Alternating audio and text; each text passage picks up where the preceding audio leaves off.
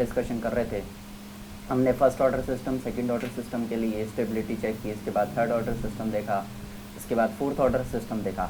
तो हमने सबसे पहले यहाँ नेसेसरी कंडीशंस पढ़ी कि नेसेसरी कंडीशन क्या होनी चाहिए, फिर उसके बाद में हमने देखा सफिशिएंट कंडीशन क्या होनी चाहिए। क्यों नेसेसरी कंडीशन सफिशिएंट नहीं थी कि हम वो किसी स्टेबिलिटी को डिस्कस कर सके। इसके बाद में हमने राउथ-विड्थ क्राइटेरिया से हमने देखा कि स्टेबिलिटी को सफिशिएंट कंडीशन के द्वारा और डिस्क्राइब किया कि और क्या क्या कंडीशन होनी चाहिए जिससे हम स्टेबिलिटी को बता सकें। तो हमने थर्ड ऑर्डर सिस्टम के लिए भी देखा कि स्टेबिलिटी के लिए क्या कंडीशन होनी चाहिए। इसके बाद फोर्थ ऑर्डर सिस्टम के लिए भी हमने स्टेबिलिटी की कंडीशंस चेक की थी।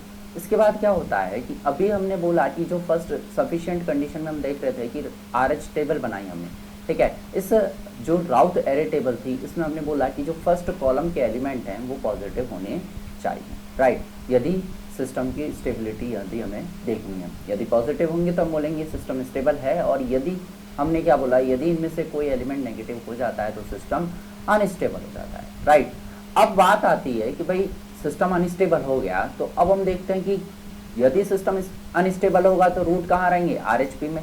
तो कितने रूट RHP में रहते हैं, तो इसके लिए हम क्या करते हैं, टॉप टू डाउन जाते हैं। RH जो फर्स्ट कॉलम है उसमें हम टॉप टू डाउन जाते हैं और वहाँ देखते हैं नंबर ऑफ साइन चेंजेस कितने हैं। यदि नंबर ऑफ साइन चेंजेस जितने होंगे उतने रूट कहाँ लाई करेंगे, RHP में। तो हमने देखा थर्ड ऑर्डर सिस्टम और सेकेंड और फोर्थ ऑर्डर सिस्टम के लिए यदि फर्स्ट कॉलम एलिमेंट कोई नेगेटिव हो जाता है तो हम बताते हैं कि दो रूट कहाँ लाई कर रहे होंगे, RHP के अंदर। अब क्या होता है, कई बार जो फर्स्ट कॉलम हम बनाते हैं तो उसमें कोई एक एलिमेंट 0 हो जाता है, राइट। तो उसे हम बोलते हैं डिफ़िकल्टी, राइट। तो यहाँ हमें दो तरह की डिफ़िकल्टी मिलती है। पहले हम बात करते हैं डिफ़िकल्टी नंबर 1, उसके बाद हम देखेंगे डिफ़िकल्टी 2। सबसे पहला डिफ़िकल्टी 1 क्या होगी,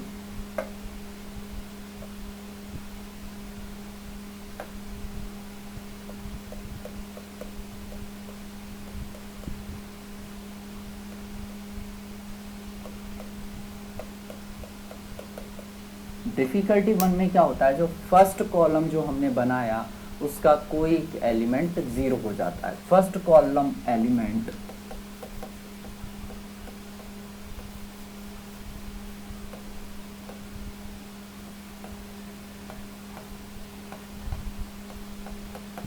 जीरो हो जाता है, राइट। तो इस समय अब इसको हम किस तरह से दूर करें, ये जो प्रॉब्लम आई, डिफिकल्टी आई, इसको हम किस तरह से, एग्जाम्पल है s की power 4 plus 3s cube plus 5s square plus 15s plus 10 is equal to 0। मान लीजिए फोर्थ ऑर्डर सिस्टम है। इस फोर्थ ऑर्डर सिस्टम की हमें स्टेबिलिटी बतानी है कि स्टेबिलिटी क्या होगी। सबसे पहले हम नेसेसरी कंडीशन चेक करते हैं। नेसेसरी कंडीशन होनी चाहिए, राइट। यहाँ इसके बाद में कोई भी मिसिंग टर्म नहीं है, 1 भी और 0 भी है, तो कोई मिसिंग टर्म भी यहाँ प्रेजेंट नहीं है। तो नेसेसरी कंडीशन जो थी, दोनों, कोई भी कोफिशिएंट मिस नहीं है और सारे कोफिशिएंट पॉजिटिव हैं, तो ये तो कंडीशन फुलफिल होती है। अब हम इसके बाद में चेक करते हैं, सेटिस्फाई करते हैं। अब हम चेक करते हैं सफिशिएंट कंडीशन। हम किस तरह से चेक करें, तो देखो हम क्या करते हैं, राउथ एरे टेबल बनाते हैं। सफिशिएंट कंडीशन, सफिशिएंट कंडीशन के लिए हमें राउथ एरे टेबल चाहिए। कैसे बनाते हैं, जिस पावर से ये स्टार्ट हुआ है उसको लिख लेते हैं हम। ये s की पावर 4 से स्टार्ट हुआ, ये लिख लिया हमने s की पावर 4। फिर इसके बाद में s की पावर 3, s की पावर 2, s की पावर 1 और s की पावर 0, राइट। s की पावर 4 के आगे हम s की पावर 4 का कोफिशिएंट लिखते हैं, दैट इज 1। s की पावर 3 के आगे हम s की पावर 3 का कोफिशिएंट लिखते हैं, 3। फिर s की पावर 2 का कोफिशिएंट 5, इसको हमने लिखा 1 के आगे। s की पावर 1 का कोफिशिएंट 15, इसको हमने लिखा यहाँ। फिर s की पावर 0 का कोफिशिएंट, इसको हमने लिखा यहाँ, राइट। s की पावर 0 के आगे हम ये वैल्यू, s की पावर जो 0 थी उसका कोफिशिएंट लिख देते हैं, दैट इज 10। ये तो हमने जो हमारे पास कैरेक्टरिस्टिक इक्वेशन दी हुई थी उससे हमने ये RS टेबल अभी डिजाइन की। हमें क्या चाहिए, फर्स्ट कॉलम एलिमेंट के एलिमेंट पता होने चाहिए, क्योंकि तभी हम बता सकते हैं इसकी स्टेबिलिटी। तो फर्स्ट कॉलम एलिमेंट के लिए मुझे ये दोनों एलिमेंट और पता होने चाहिए। अब देखिए इनको हम किस तरह से पता करें।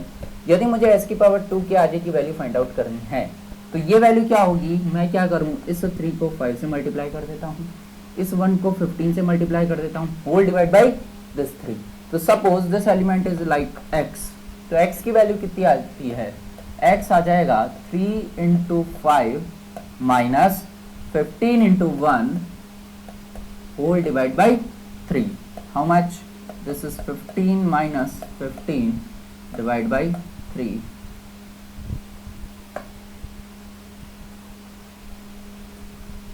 Is equal to 0। इस x की वैल्यू आ गई हमारे पास 0। बात आई समझ में। जब ये x 0 आ गया, अब हम इस वैल्यू को भी निकाल लेते हैं। सपोज दिस इज y, इस y की वैल्यू को हम किस तरह से निकालें, 3 को हमने 10 से मल्टीप्लाई किया, इस 1 को यहाँ कोई वैल्यू नहीं है, इसको हमने 0 मान लिया, ये हो गया 0 1 0 होल डिवाइड बाई 3। तो यहाँ से y की वैल्यू कितनी आ जाएगी, y is equal to 3 into 10 minus 1 into 0 whole divide by 3।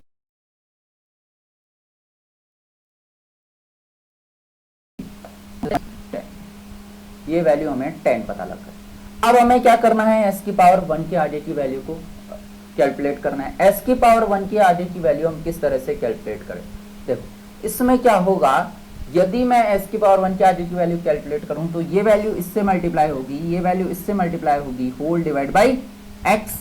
तो यदि मैं 0 से किसी भी नंबर को, कोई एक वैल्यू आ जाती है यहाँ से, मान लीजिए इनको कैलकुलेट करने पर कोई एक वैल्यू आ जाती है, और उस वैल्यू को यदि मैं 0 से डिवाइड कर दूं तो मुझे क्या मिलेगा, लगभग इन्फिनिटी। तो अब हम क्या करते हैं, इसको हम बोलते हैं डिफिकल्टी 1, कि यदि कोई फर्स्ट कॉलम एलिमेंट 0 हो जाता है, यहाँ फर्स्ट कॉलम एलिमेंट 0 हो गया, ये 0, ठीक है, तो इसको हम बोल दिया डिफिकल्टी नंबर 1। और ये क्यों आई, क्योंकि b इंटू सी जो था उसकी वैल्यू a इंटू डी के बराबर हो गई। तो यदि b इंटू सी की वैल्यू a इंटू डी के बराबर हो गई तो हम बोलेंगे कि डिफिकल्टी नंबर 1 एग्जिस्ट कर रही है, ठीक है। तो यहाँ डिफिकल्टी नंबर 1 है। तो अब हम इस डिफिकल्टी को रिमूव करने के लिए क्या करते हैं, ये जो 0 है इसको यहाँ हम एक वैल्यू अज्यूम कर लेते हैं, सपोज दिस इज एप्सिलॉन। ये जो एप्सिलॉन वैल्यू होती है ये एक पॉजिटिव वैल्यू है, बट इसकी जो वैल्यू है वो नियर टू 0 है, लगभग ऑलमोस्ट 0 है, लेकिन 0 से बड़ी है। बात आई समझ में, बहुत छोटी वैल्यू है, राइट। तो अब यदि हम यहाँ ये वैल्यू यदि एप्सिलॉन हो गई तो क्या हम अब s की पावर जो 1 है उसके आगे की वैल्यू कैलकुलेट कर सकते हैं।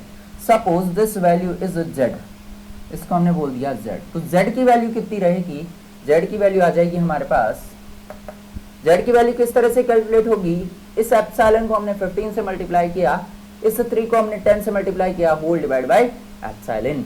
तो ये आ गया epsilon into 15 minus 3 into 10 whole divide by epsilon. This value is 15 epsilon minus 30 divide by epsilon.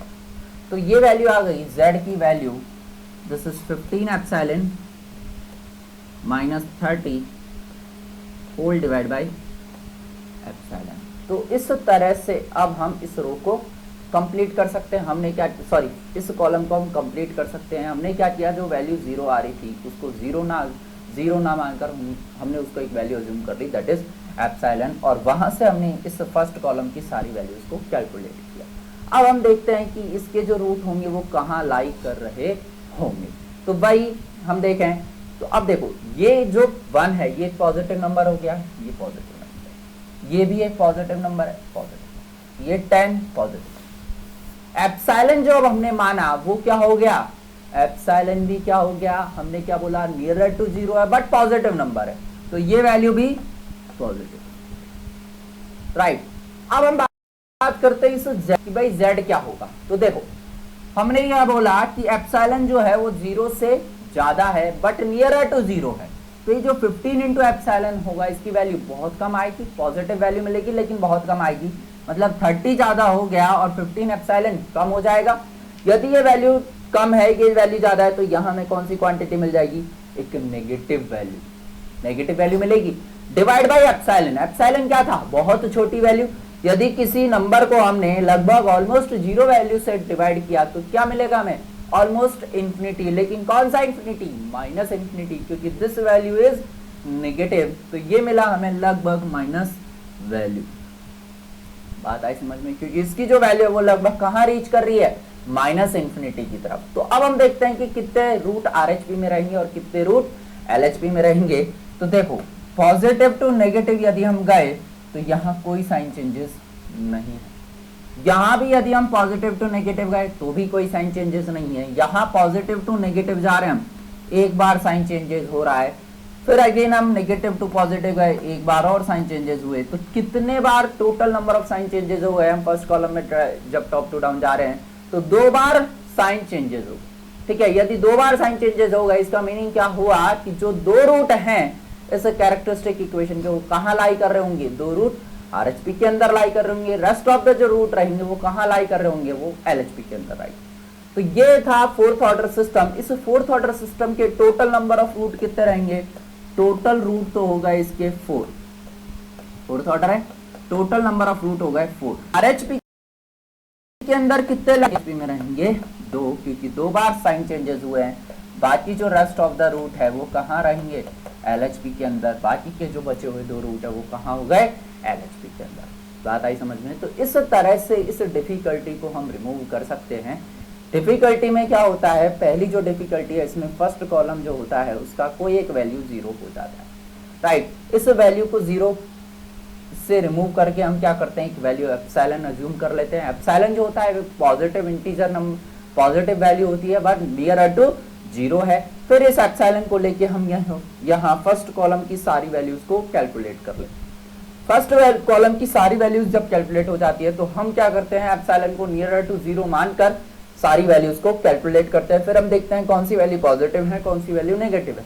जब कोई वैल्यू नेगेटिव मिलती है तो हम देखते हैं टॉप टू डाउन जाने पर कितने बार साइन चेंजेस हो रहे हैं। जितने बार साइन चेंजेस होंगे उतने रूट आरएचपी में रहेंगे और बाकी जो रेस्ट ऑफ द रूट रहेंगे वो एलएचपी के अंदर रहेंगे। तो यदि फोर्थ ऑर्डर सिस्टम की सारी नेसेसरी कंडीशंस फुलफिल हो रही हैं, सारी नेसेसरी कंडीशन फुलफिल हो रही हैं और वो बोलता है कि डिफिकल्टी नंबर 1 एग्जिस्ट कर रही है, right, necessary conditions are fulfilled और डिफिकल्टी नंबर 1 एग्जिस्ट, तो कितने रूट आरएचपी में रहेंगे, तो 2 रूट आरएचपी में रहेंगे। बाकी बचे हुए जो 2 रूट रहेंगे वो कहाँ रहेंगे, एलएचपी के अंदर। बात आई समझ में। इस तरह से हम बता सकते हैं कि डिफिकल्टी नंबर 1 एग्जिस्ट किया तो किस तरह से हम क्वेश्चन को सॉल्व करें। अब आती है एक और डिफिकल्टी नंबर 2, उसको हम देखते हैं। अब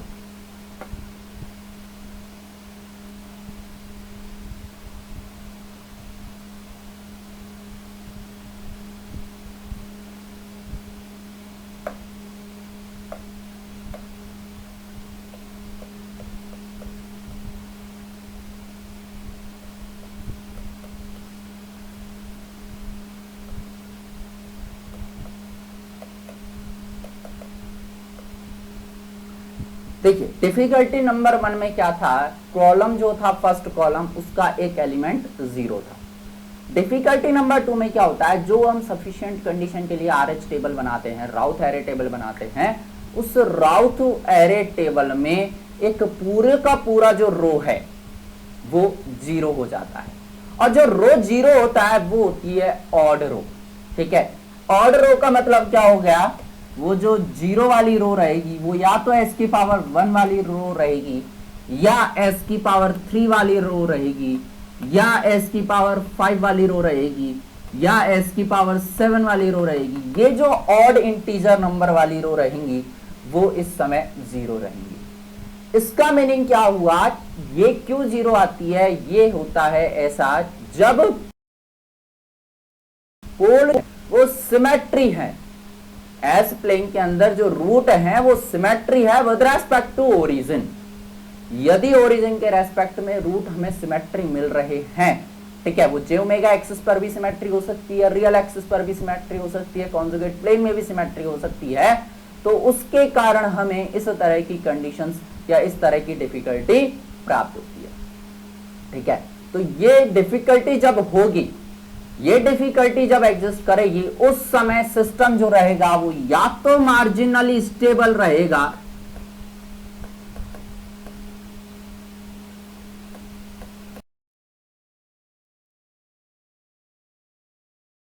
या कभी भी स्टेबल सिस्टम नहीं हो सकता। राइट, तो यदि डिफिकल्टी नंबर 2 एग्जिस्ट कर रही है तो या तो सिस्टम मार्जिनली स्टेबल सिस्टम रहेगा या सिस्टम अनस्टेबल रहेगा। और ऐसा क्यों हो रहा है? जब एक ऑर्डर रो जीरो हो जा रही है, पूरी की पूरी कंप्लीट ऑर्डर रो जीरो हो जा रही है, तो हम बोलेंगे कि डिफिकल्टी नंबर 2 एग्जिस्ट कर रहा है। और ये क्यों आता है? ये आता है जब ओरिजिन जो है उसके रेस्पेक्ट में यदि हमें सिमेट्री पोल्स मिल रहे हैं या सिमेट्री रूट्स मिल रहे हैं, तो इसकी वजह से ये डिफिकल्टी एग्जिस्ट करती है। राइट, अब देखिए मार्जिनली स्टेबल क्यों बोल रहे हैं हम, अनस्टेबल किस तरह से बोल रहे हैं? हमने क्या बोला? सिमेट्री मिलेगी हमें रूट्स की। तो देखो किस तरह से सिमेट्री हो सकती है विद रेस्पेक्ट टू ओरिजिन। ये हो गया सिग्मा एक्सिस, ये J omega axis, this is S plane. Right, तो ये जे ओमेगा एक्स, ये जो ओरिजिन है, इसके रेस्पेक्ट में हमें सिमेट्री मिल सकती है। मान लीजिए हमें दो रूट्स, सिमेट्री का मीनिंग क्या हो गया? हमें दो पोल मिल रहे हैं, दो रूट मिल रहे हैं। राइट, सिमेट्री का मीनिंग ये एक पॉजिटिव मिल रहा है और एक नेगेटिव मिल रहा है। मान लो हमें रूट मिला इस तरह से, सिमेट्री हो गई जे ओमेगा एक्सिस, एक पॉजिटिव में मिला और एक नेगेटिव में मिला। इस पर रूट इस तरह से लाई कर रहे हैं, एक ही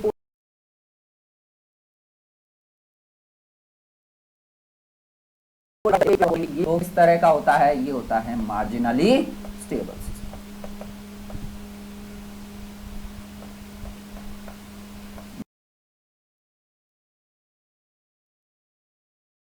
मार्जिनली मिले और वो किस तरह से मिल रहा है? वो मिल रहा है मान लो इस तरह से।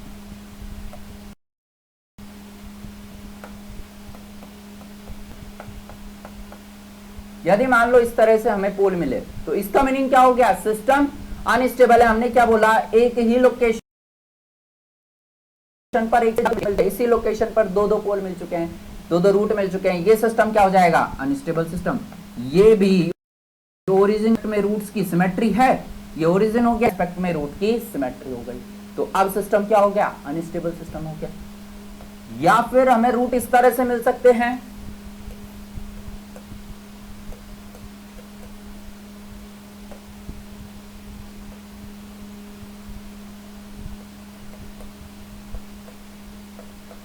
राइट। इसी तरह जो ये दोनों सिमेट्री हो गई और ये दोनों सिमेट्री हो गई, ठीक है। तो अब क्या हो जाएगा सिस्टम? इस कंडीशन में सिस्टम क्या हो जाएगा? Marginally stable. ये हो गया मार्जिनली स्टेबल। ये कंडीशन हमने सबसे पहले देखी थी कि रूट की लोकेशंस क्या क्या के अकॉर्डिंग सिस्टम मार्जिनली स्टेबल रहेगा, अनस्टेबल रहेगा या स्टेबल रहेगा। तो इस तरह से यदि रूट मिलते हैं तो हम बोलेंगे कि ये मार्जिनली स्टेबल की कंडीशन है, राइट। या फिर हमें रूट किस तरह से मिल सकते हैं? ये तो हो गई जे ओमेगा एक्सिस पर सिमेट्री। हमने क्या बोला? सिमेट्री मिलेगी वो जे ओमेगा एक्सिस पर भी हो सकती है या रियल एक्सिस पर भी हो सकती है, कॉम्प्लेक्स कॉन्जुगेट प्लेन में भी हो सकती है। मान लो आपको सिमेट्री मिल रही है लाइक दिस,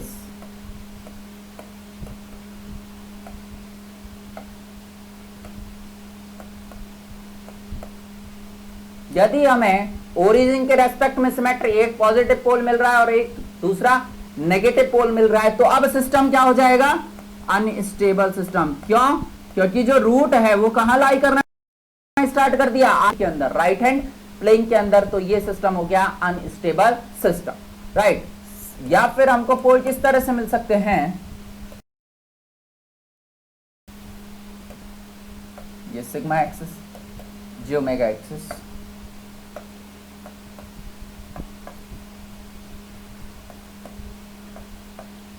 हमें पोल इस तरह से प्राप्त हो सकते हैं, ठीक है। ये सिमेट्री हो गई, ये सिमेट्री हो गई, राइट।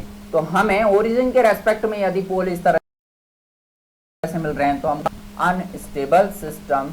तो डिफिकल्टी नंबर जो 2 है उसके अंदर क्या होगा? कोई भी एक जीरो, हमें ओरिजिन के रेस्पेक्ट में सिमेट्री पोल्स या सिमेट्री रूट्स प्राप्त हो रहे हैं, ठीक है। इस समय जो सिस्टम होगा वो मार्जिनल स्टेबल या अनस्टेबल होगा, क्योंकि ऐसी कोई भी कंडीशन नहीं प्राप्त हो रही जिसमें कि सिस्टम स्टेबल सिस्टम हो जाए। बात आई समझ में? तो इस तरह से जब डिफिकल्टी नंबर 2 एग्जिस्ट करेगा तो हमें सिस्टम या तो मार्जिनल स्टेबल सिस्टम मिलेगा या अनस्टेबल सिस्टम प्राप्त होगा। अब इस तरह की यदि डिफिकल्टी आ जाती है तो उस क्वेश्चन को हम किस तरह से सॉल्व करें, ठीक है? तो देखो किस तरह से हम क्वेश्चन सॉल्व करेंगे। क्वेश्चन हम ले लेते हैं।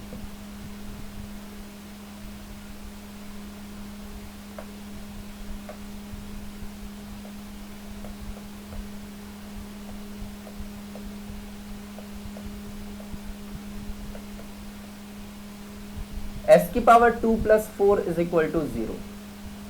मान लीजिए ये कोई क्वेश्चन दिया हुआ है, तो यहाँ सिस्टम स्टेबल रहेगा या अनस्टेबल रहेगा। हम डायरेक्ट यहाँ से बोल सकते हैं कि सिस्टम अनस्टेबल सिस्टम है। क्यों? यहाँ नेसेसरी कंडीशन ही सेटिस्फाई नहीं है। s की पावर जो 1 है वो कोफिशिएंट यहाँ मिसिंग है, तो हमने बोल दिया कि सिस्टम अनस्टेबल सिस्टम है। लेकिन इसको हम चेक कर लेते हैं बाय यूजिंग सफिशिएंट कंडीशन, और कि भाई डिफिकल्टी नंबर 2 इसमें किस तरह से एग्जिस्ट कर रहा है, ठीक है? तो हम सफिशिएंट कंडीशन चेक करें यदि यहाँ से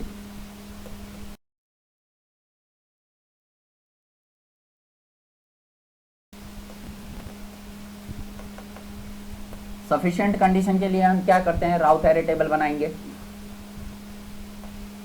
हो गया s की पावर 2, ये हो गया s की पावर 1, ये हो गया s की पावर 0। s की पावर 2 के आगे हम कोफिशिएंट लिखेंगे s की पावर 2 का, दैट इज 1। s की पावर 0 ये हो गया 4, और s की पावर 0 दिस इज ऑल्सो 4। बात आई समझ में? यहाँ जो s की पावर 1 है, क्या कोई s की पावर 1 आई यहाँ पर? ये वैल्यू 0, ये वैल्यू भी 0 हो गई, ये वैल्यू भी 0 है। यहाँ कोई वैल्यू नहीं है s की पावर 1 टर्म की प्रेजेंट नहीं है। तो ये जो रो है ये क्या हो गई? ऑड रो। पहली चीज s की पावर 1 ये हो गई ऑड रो, और ये जो पूरी रो है ये 0 है। तो हमने बोल दिया यहाँ कौन सी डिफिकल्टी एग्जिस्ट कर रही है? यहाँ डिफिकल्टी नंबर 2 एग्जिस्ट कर रही है। तो अब इस डिफिकल्टी को हम किस तरह से सॉल्व करते हैं, इसका मीनिंग हमें पता लग गया कि यहाँ जो रूट है वो सिमेट्री मिल रहा है विद रेस्पेक्ट टू ओरिजिन। अब हमें ये पता करना है कि भाई वो जो सिमेट्री रूट्स हैं वो किस तरह से हमें प्राप्त होंगे। वो सिमेट्री रूट्स हमें किस तरह से प्राप्त होते हैं, इसके लिए हम एक पॉलिनोमियल बनाते हैं। इस पॉलिनोमियल को हम बोलते हैं ऑक्सिलरी पॉलिनोमियल। हम क्या करते हैं, डिफिकल्टी नंबर 2 एग्जिस्ट कर रहा है, डिफिकल्टी नंबर 2 एग्जिस्ट किया मतलब जो रूट है वो with respect to origin symmetry है। हमें यदि उन रूट्स की लोकेशंस पता करनी है कि क्या लोकेशन होगी, तो इसके लिए हम क्या करते हैं, एक ऑक्सिलरी पॉलिनोमियल बनाते हैं। अब जो ऑक्सिलरी पॉलिनोमियल में हम क्या करते हैं, जो रो 0 हो रही है उससे ऊपर वाली जो रो है उसको यूज करते हैं। मीनिंग क्या हुआ, यदि मैं यहां ऑक्सिलरी पॉलिनोमियल बनाता हूं,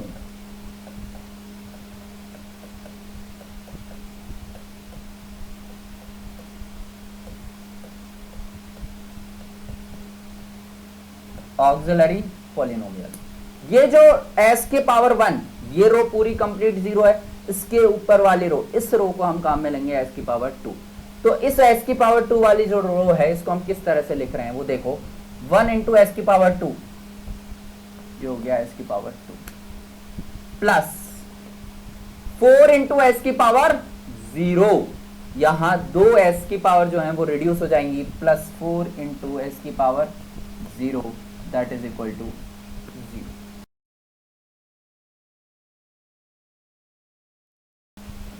बनाते हैं, हमने क्या किया, जो ऑड रो थी उसके ऊपर वाली रो को हमने काम में लिया, और इस रो से हमने पॉलिनोमियल किस तरह से बनाया, जो 1 था इसको हमने s की पावर 2 से मल्टीप्लाई कर दिया, 4 था इसको हमने s की पावर जो रेस्ट ऑफ 2 सब्ट्रैक्ट यदि मैं करूं पावर में से, तो ये आ जाएगा s की पावर 0 इज इक्वल टू 0। यहां से मैं यदि इसको सिंप्लीफाई करता हूं तो s की power 2 plus 4 is equal to 0, यहां से आ गया s की power 2 is equal to minus 4 s, यही आएगा जब इसको हम अंडर रूट लेंगे।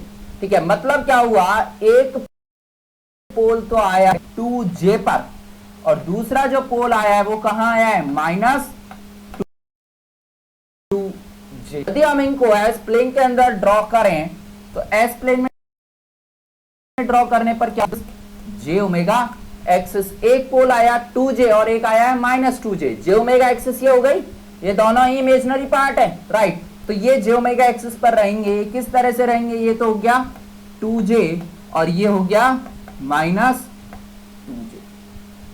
बात आई समझ में? मतलब क्या हो गया, इस समय जो पोल है वो कहां हो गए, जे ओमेगा एक्सिस पर। जे ओमेगा एक्सिस पर होते ही हमने बोल दिया कि सिस्टम जो है वो स्टेबल सिस्टम नहीं,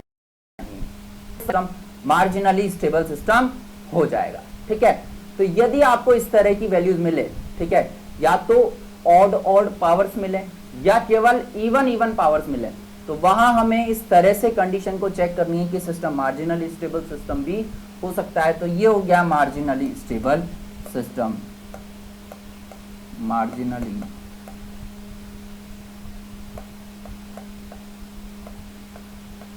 स्टेबल, ठीक है। इसको देख के हमें ये तो पता लग गया, s की पावर 2 + 4 को देख के हमें ये तो पता लग गया कि सिस्टम स्टेबल सिस्टम नहीं होगा। अब सिस्टम मार्जिनली स्टेबल सिस्टम है या अनस्टेबल सिस्टम है, इसके लिए हमने क्या किया, यहाँ सफिशिएंट कंडीशन से हमने आरएस टेबल बनाई। इसमें हमने देखा कि ऑड रो 0 हो जा रही है, यदि ऑड रो 0 हो जा रही है तो सिस्टम मार्जिनली स्टेबल सिस्टम या अनस्टेबल सिस्टम हो सकता है। तो अब हमने क्या किया, यहाँ ऑक्सिलरी पॉलिनोमियल बनाया। ऑक्सिलरी पॉलिनोमियल से हमने रूट निकाले S1 और S2। S1 S2 को यदि हमने लोकेट किया तो हमें पता लगा ये जे ओमेगा एक्सिस पर। अब ये जो रूट है वो दोनों with respect to origin symmetry है, ठीक है। तो हमने बोल दिया कि जो रूट है सिमेट्री रूट्स मिलते हैं तब जबकि ऑड रो 0 हो जा रही है।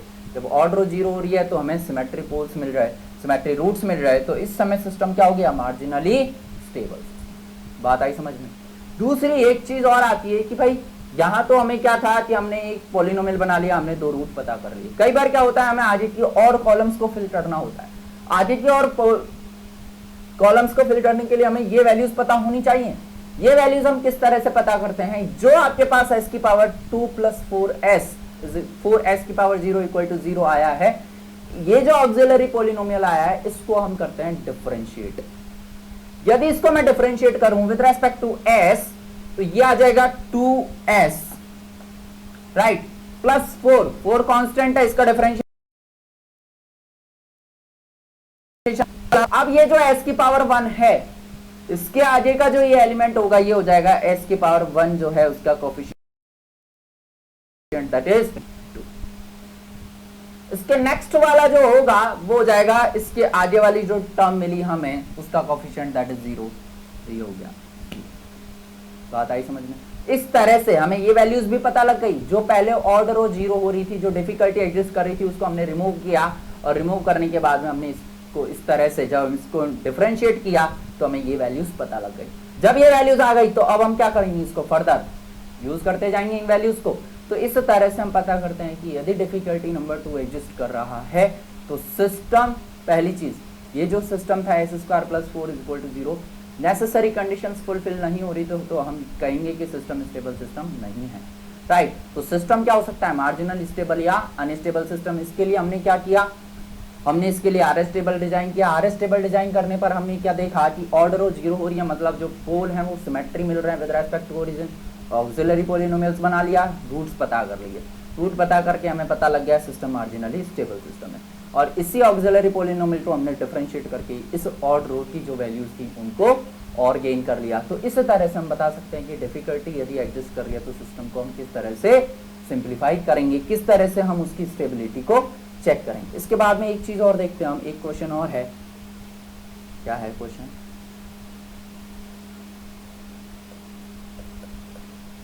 s की power 2 + 4 into s + 2 s + 3 equal to 0। मान लीजिए ये कोई क्वेश्चन हमें दिया हुआ है, ठीक है। इसकी भाई हमें स्टेबिलिटी चेक करनी है। हम क्या करें, इसको सिंप्लीफाई कर लेते हैं। सबसे पहले s² + 4 ये आ जाएगा s² + 5s + 6 इक्वल टू 0। ये आ गया s की पावर 4 + 5s³ + 6s² + 4s²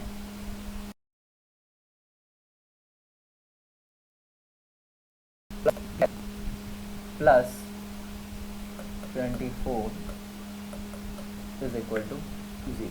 इसको सिंप्लीफाई करते हैं हम, s की power 4 plus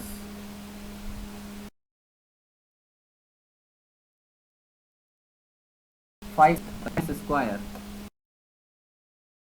plus 20s plus 24 is equal to, ये आई हमारे पास ये कैरेक्टरिस्टिक इक्वेशन। इस कैरेक्टरिस्टिक इक्वेशन को देखें हम, नेसेसरी कंडीशंस फुलफिल हो रही हैं, सारी की सारी नेसेसरी कंडीशंस फुलफिल हो रही है, सफिशिएंट कंडीशन है।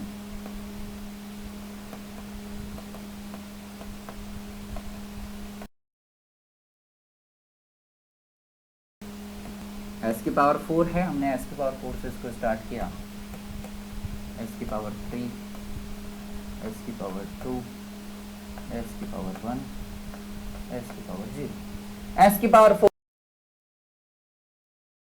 इसका कोफिशिएंट, s की पावर 3 5, s की पावर 2, s की पावर 1 और ये आ गया 20, s की पावर, ये भाई आ गया 20।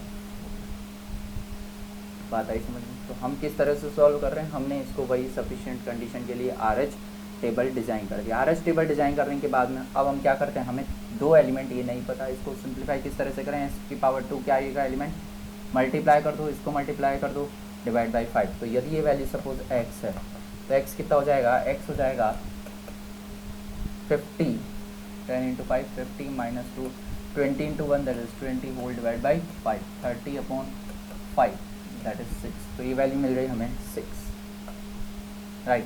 ये वैल्यू किस तरह से आएगी, इसको यहाँ मल्टीप्लाई कर दो, इसको यहाँ, यहाँ कोई वैल्यू नहीं है, इसको हम मान लेते हैं 0, राइट। तो 5 into 24 divide minus 1 into 0 whole divide by 5, तो ये वैल्यू कितनी मिल जाएगी हमें 24, ठीक है। इसको हम सिंप्लीफाई करके चेक करें। अब हमें चाहिए s की पावर 1 वाला, इसको कैलकुलेट करने के लिए हम क्या करें, इसको यहाँ मल्टीप्लाई किया, इसको यहाँ मल्टीप्लाई किया, ये वैल्यू क्या आएगी, देखिए ये वैल्यू तो आ जाए वही कंटिन्यू 0। इस वैल्यू को suppose this value is y value क्या हो गया, y वैल्यू हो जाएगी 6 into 24 sorry 20 minus 5 into 24 whole divide by 6, that value is 0। तो ये वैल्यू मिली हमें 0। इसके बाद नेक्स्ट वाली वैल्यू, इसको यहाँ मल्टीप्लाई किया, इसको यहाँ मल्टीप्लाई किया, डिवाइड बाई 6, तो ये वैल्यू भी 0। सिमिलरली ये वैल्यू भी हमें 0 मिली। मतलब क्या हुआ, हमें जो s की पावर 1 वाली जो रो है वो 0 मिली। इसका मीनिंग क्या हुआ, यही ऑड रो 0 है। इसका मीनिंग क्या होगा, हमें जो पोल मिलेंगे वो कहाँ मिलेंगे, हमें with respect to origin symmetry poles प्राप्त होंगे। अब इन सिमेट्री पोल्स को हम किस तरह से प्राप्त करेंगे, तो इनको प्राप्त करने के लिए वही हम एक ऑक्सिलरी पॉलिनोमियल बनाएंगे। ऑक्सिलरी पॉलिनोमियल किस तरह से बनाते हैं, जो रो 0 है उस रो से ऊपर वाली जो रो है उसको हम यूज करते हैं। और किस तरह से बनाते हैं हम, देख ये रो 0 थी, s की पावर 1 वाली रो ये 0 है, इसके ऊपर वाली row 6 into S square plus 6 into S square plus 24 into S की power 0, right, is equal to 0। यहां से हमें पता लगा, ये आ जाएगा 6s square is equal to minus 24, that is S square is equal to minus 4 और s बराबर आ जाएगा प्लस माइनस 2। यही वैल्यूज प्राप्त होंगी हमें यहाँ से ऑक्सिलरी पॉलिनोमियल से। तो अब हमने क्या किया, रूट की लोकेशन पता कर ली कि जो सिमेट्री रूट रहेंगे वो कहाँ रहेंगे, वो विद रेस्पेक्ट टू ओरिजिन रहेंगे, एस प्लेन में सिमेट्री रहेगी। एक प्लस 2j पर मिलेगा और दूसरा, यदि हमें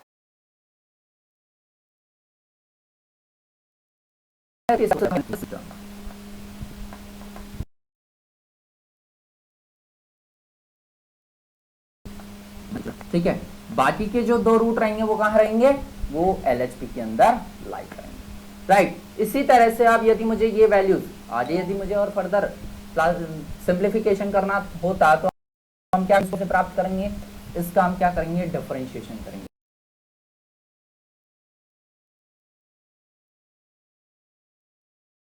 इसका जो 0 रहेगा वो रिप्लेस हो जाएगा बाई 12, राइट, एस और 1 का कोफिशिएंट। सिमिलरली ये जो वैल्यू रहेगी वो रिप्लेस हो जाएगी बाई दिस वैल्यू 0।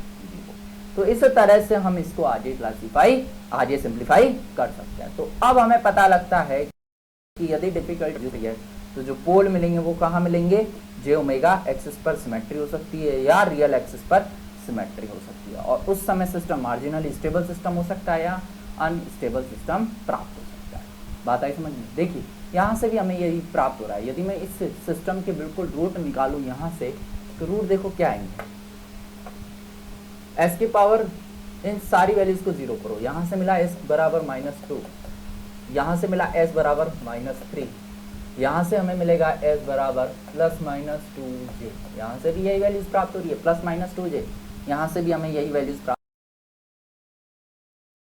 हो रही है इस तरह से पता है तो हम डायरेक्ट बता सकते हैं कि रूट कहाँ कहाँ है। अदरवाइज हम क्या करेंगे, इसकी RS टेबल बना लेंगे और वहाँ से पता कर कहाँ लाई कर रहे हैं ये। तो अब इसमें यदि मैं यहाँ से रूट देखूँ तो वही रूट मिलेंगे, एक -2 पर मिला, एक -3 पर मिला, एक +2j पर मिला और एक -2j पर प्राप्त हुआ। इस तरह से हम कर सकते हैं। बात आई समझ में? ठीक है, डिफिकल्टी नंबर 2 एग्जिस्ट कर रही है तो हम क्या, अब हम देखते हैं एक और क्वेश्चन देखते हैं। अब हम मान लीजिए ये क्वेश्चन दिया हुआ है x⁴ - 4 = 2c। तो इस क्वेश्चन बता सकते हैं कि ये सिस्टम स्टेबल सिस्टम नहीं होगा। ठीक है, ये सिस्टम स्टेबल सिस्टम नहीं होगा क्योंकि यहाँ s⁴ एब्सेंट है और जो s⁴ है उसका भी कोफिशिएंट नेगेटिव है। तो नेसेसरी कंडीशंस फुलफिल नहीं हो रही है तो सिस्टम स्टेबल सिस्टम नहीं होगा। हम इसको सफिशिएंट कंडीशन से भी चेक करते हैं। देखिए सफिशिएंट कंडीशन में हम क्या करते हैं, इसकी राउथ एरे टेबल बनाते हैं।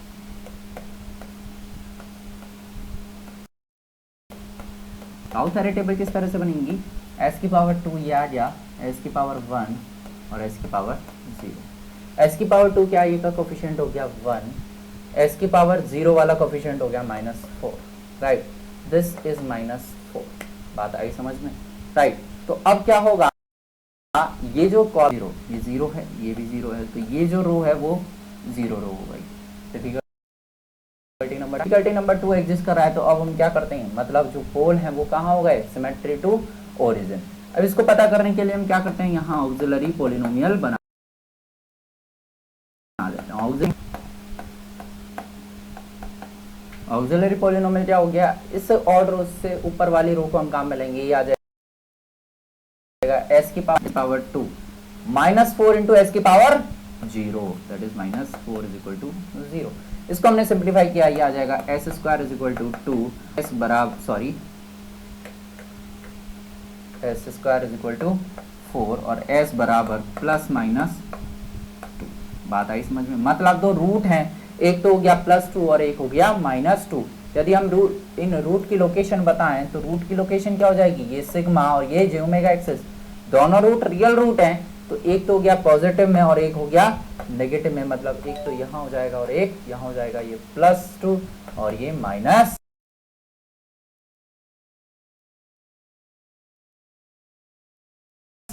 ये रूट RHP में है तो ये कौन सा सिस्टम हो गया, ये हो जाएगा अनस्टेबल सिस्टम। समझ में? इस तरह से हम बता सकते हैं कि यदि डिफिकल्टी नंबर 2 एग्जिस्ट कर रहा है तो रूट किस तरह से पता करें। दूसरा, इस रो को कंप्लीट करने के लिए हम क्या करेंगे, इस ऑक्सिलरी पॉलिनोमियल को 0, तो ये जो s⁴ 1 है इसके आगे ये जो 0 है ये रिप्लेस हो जाएगा, इसका कोफिशिएंट दैट इज 2, और ये जो वैल्यू है ये रिप्लेस हो जाएगी बाय दिस 0, दैट इज। आगे यदि कोई फर्दर क्लास सिंप्लीफिकेशन की जरूरत थी तो अब हम क्या करेंगे, इन वैल्यूज को काम करेंगे। बात आई समझ में? तो इस तरह से हम बता सकते हैं कि सिस्टम में यदि डिफिकल्टी नंबर 2 एग्जिस्ट कर रहा है तो सिस्टम अनस्टेबल होगा या मार्जिनली स्टेबल सिस्टम हो जाएगा। एक और क्वेश्चन हम चेक करते हैं।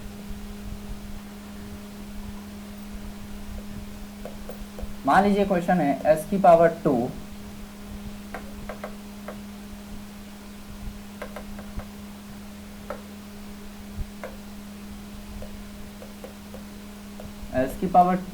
-1 इंटू एस की power 2 plus 4 into S plus 2 is equal to 0। ये एक कोई क्वेश्चन दिया हुआ है हमें, इसको हमें बताना है कि ये सिस्टम स्टेबल है, अनस्टेबल है या मार्जिनली स्टेबल सिस्टम है। इसको हम ओपन कर लेते हैं, ये आ जाएगा एस स्क्वायर माइनस 1, इसको हमने सिंप्लीफाई किया, ये आ जाएगा S cube plus 2s square 4s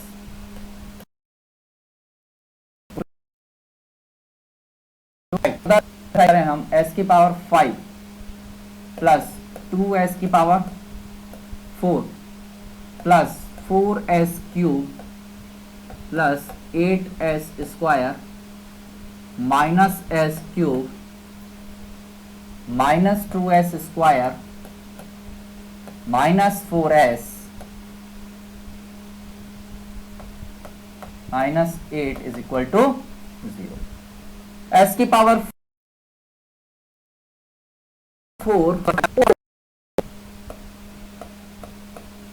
4s cube minus s cube, यह आ जाएगा 3s cube, right. 8s square minus 2s square, how much this is 6s square minus 4s minus 8 is equal, समझ में। इस तरह से हमने इसको सिंप्लीफाई करके नोट डाउन कर लिया, ठीक है। अब हम क्या करते हैं, इससे हम भाई इस इक्वेशन को देख के हम बता सकते हैं कि नेसेसरी कंडीशंस फुलफिल नहीं हो रही है तो सिस्टम स्टेबल सिस्टम नहीं होगा। हम सफिशिएंट कंडीशन क्या होंगी, सफिशिएंट कंडीशन के लिए हमें रो बनानी है, एस की पावर स्टार्ट हो रहा है, इसको बोल दिया हमने ऐसा, ये हो गया एस की पावर 4, राइट। ये आ गया एस की पावर 3 2 एस की पावर 1 एस की पावर 0, आता है समझ में। अब इसको हम यहाँ वैल्यूज पुट कर लेते हैं, ये वैल्यूज क्या आएंगी, एस की पावर 5 का कोफिशिएंट 1, एस की पावर 4 का कोफिशिएंट 2, एस की पावर 3 का कोफिशिएंट 3, एस की पावर 2 का कोफिशिएंट 6, कोफिशिएंट माइनस 4, एस की पावर 0 का कोफिशिएंट माइनस 8, यहाँ एस की पावर 0 ये आ जाएगा माइनस 8, बात आई समझ में। ये तो हमने जो कैरेक्टरिस्टिक इक्वेशन प्राप्त की उससे हमने RH टेबल बनाया। अब हमारे पास एस की पावर 3 भी नहीं है, 2 भी नहीं है और 1 भी नहीं है, तो अब इसको हम किस तरह से सिंप्लीफाई करें। एस की पावर जो 3 है ये किस तरह से आएगी, इसको यहाँ मल्टीप्लाई किया, इसको यहाँ मल्टीप्लाई गेटिंग x की वैल्यू आ जाएगी, x is equal to 2 into 3 6 minus 1 into 6 6 whole divide by 2 आ गई 0। सिमिलरली यदि मैं यहां कोई वैल्यू आई y, इसको प्राप्त करूं, इसको यहां मल्टीप्लाई किया, इसको यहां मल्टीप्लाई किया, y is equal to 2 into 1 into minus 8 minus 8 that is minus minus plus 8 whole divide by 2, how much this is also right. Similarly ये जो वैल्यू आएगी ये भी क्या हो जाएगी 0, 2 into 0 minus 1 into 0 whole divide by 2 that value is 0। तो अब हमें क्या पता लगा कि जो s की पावर 3 है ये कंप्लीट रो 0 हो जा रही है, मतलब डिफिकल्टी नंबर 2 एग्जिस्ट कर रहा है। यदि डिफिकल्टी एग्जिस्ट कर रहा है तो सिस्टम जो होगा वो मार्जिनली स्टेबल सिस्टम या अनस्टेबल होगा। तो अब हम पता कैसे करें, मतलब जो रूट रहेंगे वो with respect to origin symmetry रहेंगे, वो किस तरह से पता करें। तो इसके लिए अब हम क्या करते हैं, ऑक्सिलरी पॉलिनोमियल बनाते हैं। ऑक्सिलरी पॉलिनोमियल क्या रहेगा, ये आ जाएगा ऑक्सिलरी पॉलिनोमियल। ऑक्सिलरी पॉलिनोमियल के लिए हम क्या करेंगे, जो रो ऑर्डर रो 0 हो रही है, ये ऑर्डर रो है s की पावर 3, ऑर्डर रो 0 हो रही है, इससे ऊपर वाली जो रो थी उसको हम काम में लेंगे। तो अब देखिए इस रो को हम, ये s की पावर 4 वाली रो है, इसको हम किस तरह से लिखेंगे, ऑक्सिलरी पॉलिनोमियल को 2 इंटू एस की पावर 2 4 प्लस 6 इंटू एस की पावर 4 में से 2 कम किया मैंने, एस की power 2 right, minus 8 into S की पावर 0, 2 में से और कम कर दिया, एस की पावर 0, एस की पावर 0 हो गई 1 दैट इज इक्वल टू 0। ये हो गया हमारे पास ऑक्सिलरी पॉलिनोमियल। बात आई समझ में। अब इस ऑक्सिलरी पॉलिनोमियल से हम बताएंगे कि भाई जो सिमेट्री रूट्स मिल रहे हैं विद रेस्पेक्ट टू ओरिजिन वो कहां कहां लाई कर रहे होंगे। तो इसको हम सिंप्लीफाई किस तरह से करते हैं, हमने 2 कॉमन लिया, ये बच गया s की power 4 plus 3s square minus 4 is equal to 0। इसको हम सिंप्लीफाई करने के लिए हम क्या करें, s की पावर 2 को हम अज्यूम कर लेते हैं कोई एक वैल्यू, s की power 2 suppose to m, right. तो ये आ जाएगा m square plus 3m minus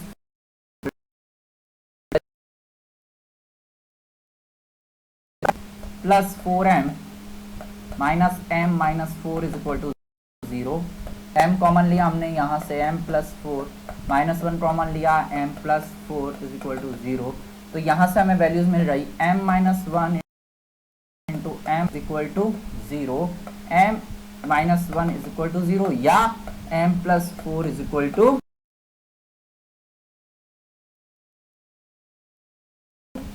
s square minus 1 is equal to 0, s square is equal to 1। तो s की वैल्यू आ गई प्लस माइनस 1। यहां से हमें s की दो वैल्यूज मिल रही है, एक तो प्लस 1 और एक माइनस 1। यदि हम इस वैल्यू को देखें तो ये with respect to origin symmetry है, रियल एक्सिस पर सिमेट्री है, रियल वैल्यू हमें प्राप्त हो रही है। यहां से हम इसको सिंप्लीफाई करें, m बराबर हो गया माइनस 4। इसको हमने लिखा है m की वैल्यू वही s square is equal to minus 4, तो s की वैल्यू आ जाएगी प्लस माइनस 2j। ये जो s की वैल्यूज मिली है ये भी with respect to origin symmetry है, एक प्लस 2j पर है और एक माइनस 2j पर है। माइनस मीनिंग क्या हुआ, ये j ओमेगा x। तो यदि मैं इनको यहाँ डिजाइन करूं, यदि मैं इनको यहाँ लोकेट करूं तो ये लोकेशन किस तरह से आ जाएगी, ये j ओमेगा एक्सिस और ये सिग्मा एक्सिस, राइट। सबसे पहले मैं s बराबर प्लस माइनस 1 को लोकेट कर लेते हैं, ये हो गया प्लस माइनस 1, इसी तरह से लोकेट होगा। इसी तरह से हम s बराबर प्लस माइनस 2j को लोकेट कर लेते हैं, ये हो गए प्लस माइनस 2j। बात आई समझ में। तो जब रियल इस तरह से जब RHP के, अब देखिए RHP के अंदर यहाँ रूट मिलना स्टार्ट हो गया, तो अब ये जो सिस्टम हो जाएगा वो हो जाएगा अनस्टेबल सिस्टम। ये सिस्टम स्टेबल सिस्टम नहीं कहलाएगा, या अनस्टेबल सिस्टम। बात आई समझ में। बाकी का जो एक रूट रहेगा वो कहाँ लाई करना स्टार्ट कर देगा, LHP के अंदर, ठीक है। तो इस तरह से हम क्या कर सकते हैं, कोई भी सिस्टम हमें दिया हुआ है तो हम ऑड रो यदि 0 हो जाती है तो ऑक्सिलरी पॉलिनोमियल बनाते हैं और उससे हम रूट की लोकेशंस पता कर लेते हैं। विद रेस्पेक्ट टू ओरिजिन हमें सिमेट्री रूट्स प्राप्त होते हैं। अब इस वैल्यू को और हम किस तरह से कैलकुलेट करते हैं, तो इसके लिए हम क्या करें, जो ऑक्सिलरी पॉलिनोमियल आया था इस ऑक्सिलरी पॉलिनोमियल को हम डिफरेंशिएट करते हैं विद रेस्पेक्ट टू s। तो ये वैल्यू आ जाएगी 8s cube plus 12s minus 0, right. यही आएगा इसका डिफरेंशिएशन।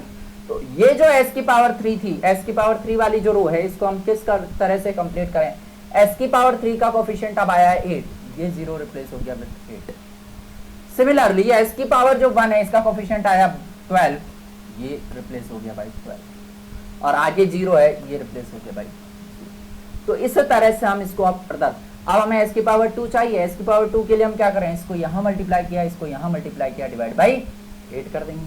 सिमिलरली हम आगे की जो वैल्यूज है वो प्राप्त करते जाएंगे। तो इस तरह से हम बताते हैं कि यदि कोई डिफिकल्टी एग्जिस्ट कर रही है, दो तरह की डिफिकल्टी मिल रही थी, ठीक है। यदि कोई फर्स्ट कॉलम एलिमेंट 0 हो जाता है या फिर पूरी की पूरी जो ऑर्डर है वो 0 हो जाती है, तो वो होती है डिफिकल्टी, और इनको हम किस तरह से सिंप्लीफाई करते हैं। बात आई समझ में। और डिफिकल्टी जब एग्जिस्ट करेगी तो सिस्टम मार्जिनली स्टेबल सिस्टम या अनस्टेबल सिस्टम हो जाएगा यदि डिफिकल्टी नंबर 2 एग्जिस्ट कर रहा है, ठीक है। इसके बाद में अब हम देखते हैं एक क्वेश्चन देखते हैं। अब हम मान लीजिए आपको एक सिस्टम दिया हुआ है जिसकी कैरेक्टरिस्टिक इक्वेशन है as2 plus bs square plus c into s plus d। इसको हमने लास्ट क्लास में भी सॉल्व किया था। हमने इसकी स्टेबिलिटी के बारे में डिस्कशन किया था कि सबसे पहली चीज़ नेसेसरी कंडीशन क्या होनी चाहिए कि जो भी कोफिशिएंट है that should be positive. Necessary condition में पहली चीज़ हमने देखी कि जो a b c d हैं that should be greater then 0। कोई भी मिसिंग टर्म नहीं होनी चाहिए, a b c d should not be equal to 0। इसके बाद में अब हमने देखी थी सफिशिएंट कंडीशन। सफिशिएंट कंडीशन से हमें क्या पता लगा वो देखते हैं हम। हमने क्या किया, राउट एरे टेबल बनाई, ये आ गई s की पावर 3, s की पावर 2, s की पावर 1 और s की पावर 0।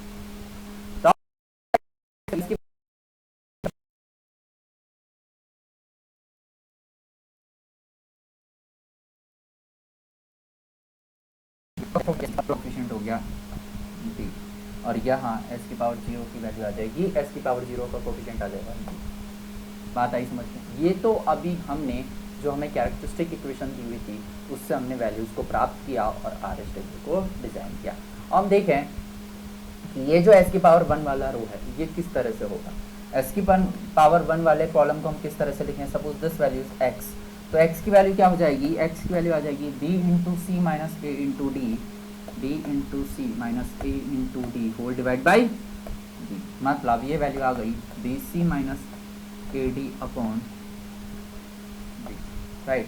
और ये जो कॉलम है ये तो कितना हो जाएगा, 0, कोई वैल्यू नहीं है, ये वैल्यू हो गई 0।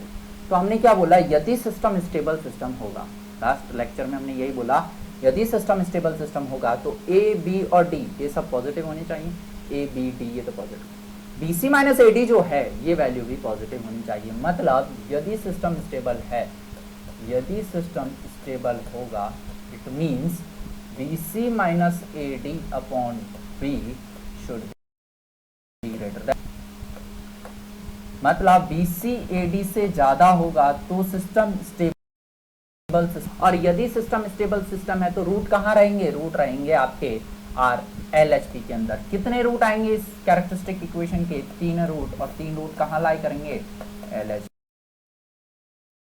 पी के इन एल एच पी। अब बात आती है कि भाई यदि सिस्टम बी सी की वैल्यू ए डी से ज्यादा नहीं होती है, suppose BC is less than AD, यदि BC कम है, BC AD से कम हो गया, यदि ये वैल्यू नेगेटिव हो गई दैट मींस फर्स्ट कॉलम के जो एलिमेंट है वो यदि नेगेटिव हुआ है तो सिस्टम स्टेबल सिस्टम नहीं रह पाएगा। तो अब हम देखते हैं यदि सिस्टम स्टेबल सिस्टम नहीं है तो रूट कहाँ रहेंगे, RHP के अंदर। कितने रूट RHP के अंदर रहेंगे उसके लिए हम क्या करते हैं, नंबर ऑफ साइन चेंजेस देखते हैं। नंबर ऑफ साइन चेंजेस कितने आएंगे, देखिए ए बी और डी ये तो पॉजिटिव हैं, B C minus A D ये हो गया नेगेटिव, तो 2 बार साइन चेंजेस हो जाएंगे। देखिए ये पॉजिटिव है, ये भी पॉजिटिव है और ये भी पॉजिटिव है, ये वैल्यू हो गई नेगेटिव, तो 2 बार साइन चेंजेस हो गए, एक बार यहाँ और एक बार यहाँ। यदि 2 बार साइन चेंजेस हो गए तो कितने रूट RHP के अंदर रहेंगे, 2 रूट रहेंगे RHP के अंदर, और 1 रूट कहाँ रहेगा, LHP के अंदर।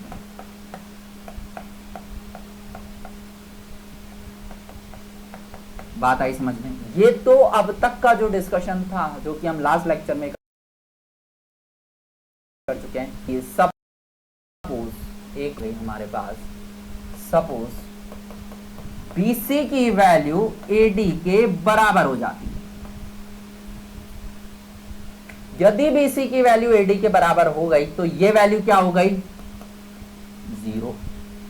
यदि ये वैल्यू 0 हो गई, ये वैल्यू भी 0 है, दैट मींस ये जो पूरा ऑर्डर रो है, ये ऑर्डर रो s की पावर 1, ये ऑर्डर रो 0 हो चुका है। ऑर्डर रो यदि 0 हो गया दैट मींस जो रूट है वो कहां लाई कर रहे होंगे, सिमेट्री विद द ओरिजिन, और इस समय सिस्टम या तो मार्जिनली स्टेबल सिस्टम होगा या फिर अनस्टेबल सिस्टम होगा। यही बात आ रही है, ठीक है। तो अब हम किस तरह से निकालते हैं कि अब हमें यदि पोल की लोकेशन पता करनी है, पोल की लोकेशन किस तरह से पता करेंगे, इसके लिए अब हम क्या करते हैं, ऑक्सिलरी पॉलिनोमियल बनाते हैं। ऑक्सिलरी पॉलिनोमियल, ऑक्सिलरी पॉलिनोमियल किस तरह से बनाते थे हम, जो ये वैल्यू आई आपके पास s की पावर 1 वाली जो रो है, इससे ऊपर वाली रो को हम काम में लेते हैं। किस तरह से काम में ले रहे थे हम, b into S square plus b into S की पावर 0 दैट इज 1, तो ये आ जाएगा 20s square plus b is equal to 0।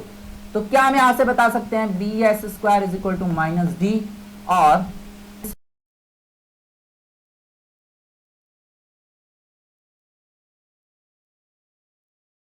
Square d upon b, यहां से s की यही वैल्यूज प्राप्त होंगी।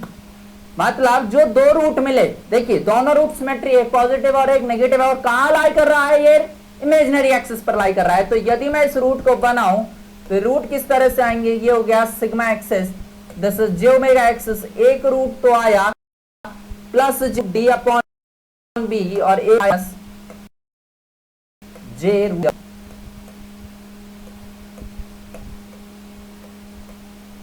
बात आई समझ में? यदि हमें रूट इस तरह से प्राप्त हुए तो अब सिस्टम क्या हो जाएगा, मार्जिनली स्टेबल सिस्टम। यदि हमें इमेजिनरी एक्सिस पर रूट मिल रहे हैं, एक लोकेशन पर एक ही रूट मिल रहा है, तो अब ये सिस्टम हो गया मार्जिनली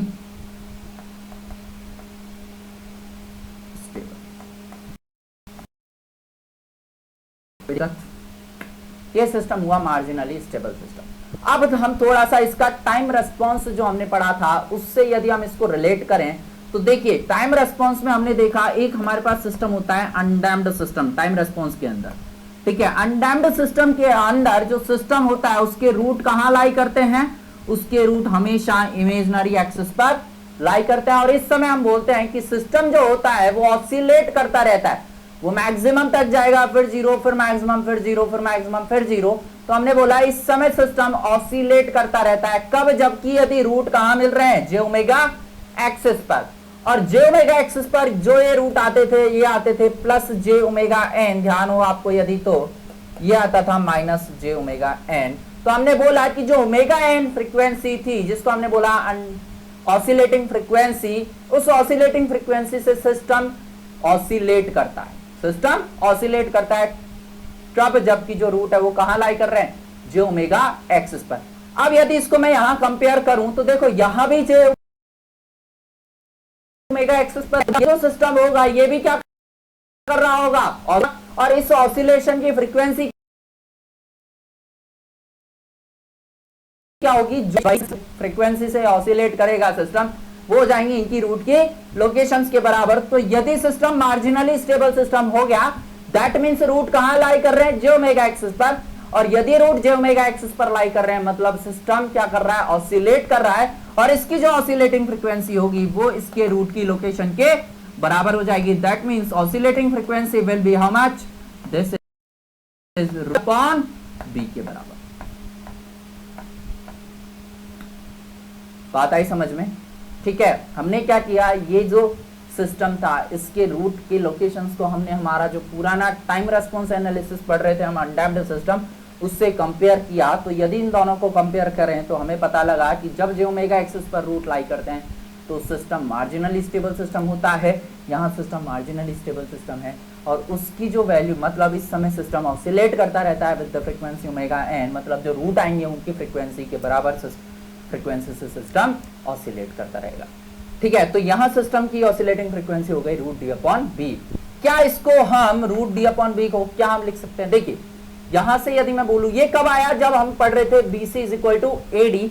क्या हम यहां से बोल सकते हैं कि C upon A is equal to D upon B हो जाएगा? क्रॉस मल्टीप्लाई करके देखें हम, B C is equal to A D, मतलब यदि मैं डी अपॉन बी को लिख दूं सी अपॉन ए तो कोई दिक्कत है? तो ये आ जाएगा सी अपॉन। बात आई समझ में?